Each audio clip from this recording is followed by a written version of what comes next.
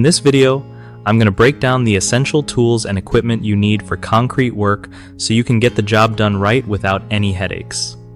When you're tackling concrete, having the right gear like mixers, screeds, floats, trowels, and vibrators can seriously change the game. First off, a good concrete mixer is key because mixing by hand just takes forever and ends up uneven. You want to keep your mix consistent so it cures properly and doesn't crack later on. Screeds help you level the concrete after pouring, and trust me, a straight edge will save you from uneven surfaces that look sloppy. Floats are what you use next to smooth out the surface, which is important if you want that clean, finished look. Trowels are perfect for detail work, especially around edges or tricky spots where you need control.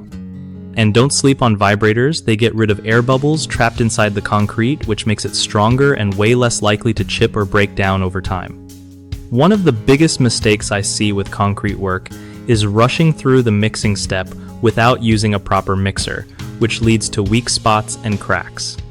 Another common issue is not using a screed to level the concrete properly, so you end up with bumps or dips that cause problems down the line. And finally, skipping the vibrator step can leave air pockets inside the concrete, seriously weakening your slab or walkway.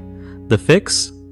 Take your time mixing with a mechanical mixer or rent one if you don't own it. Always screed your surface right after pouring before it starts to set, and run a concrete vibrator through your pour to knock out those air bubbles for a solid finish.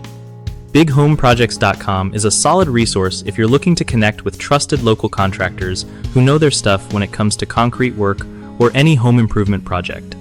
Plus, if you're a contractor yourself, it's a great way to find steady work and build your client base without all the hassle of searching around on your own.